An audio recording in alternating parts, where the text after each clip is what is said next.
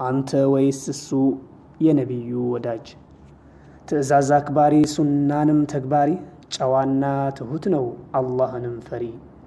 አይደለም ሙብተድኢ ያልታዘዘን ሰሪ የሱናው አንበሳ የሰለፎች ዳኢ ሐቅን አስተማሪ።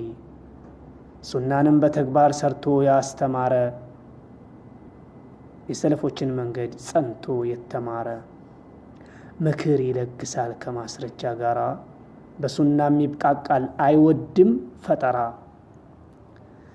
በዲኑ የሌለን የፈጠራ ወሬ የህልም የቅዠት ደሊል አያደርግም ይበቃዋልና የሱናው መብራት። በደሊል ያወግዛል የአህባሽን ጥሪ በጥልቀት ያቀዋል የነሱን ተጣሪ። ሸይኹል ፊትና እንደሆን አብደላ አልሐረሪ። አለቀ ይሄ ነው የሱኒው መለያው የተመዘዘ ሰይፍ የቢድዓ ጸር ነው።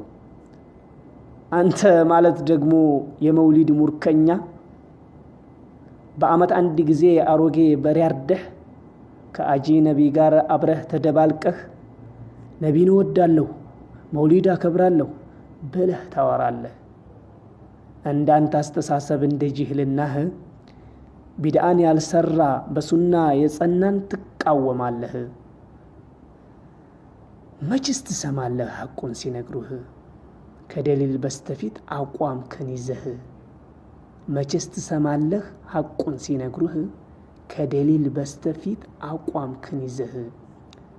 ይልቁንስ ስማ የሚበጅህን ሐቁን ሲነግሩህ ደሊልህን ይዘህ ጽና ባቋምህ።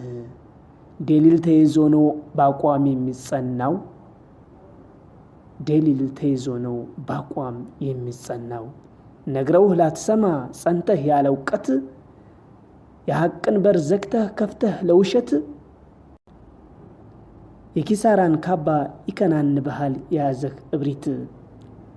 ልንገርህ ወገኔ ቢድዓ ማለት በሁለቱም ሀገር እንደሆን ክስረት። ነቢይን የምትወደው በሐቅ ከሆነማ አትፍጠር ተከተል አትሁን ጠማማ። ፈጽሞ አይሳካም በአንድ መዳፍ መያዝ ውሃና እሳት። በቢድዓ ተዘፍቆ ራስን አታሎ ሱናን እወዳለሁ ብሎ በማውራት ከሰውነት ወጥቶ ከኢስላም ርቆ ጫትን ከመብላት አላህ ይጠብቀን ከእንዲሃል ውርደት። አንዲት ልብ አትይዝም ሁለቱን ጠቅልላ። ይልቅ ሁን ሰለፊ በሱና ተውቦ ቢድዓን የጠላ። ይልቅ ሁን ሰለፊ በሱና ተውቦ ቢድዓን የጠላ። አሊ ዩሱፍ አቡ ኢምራን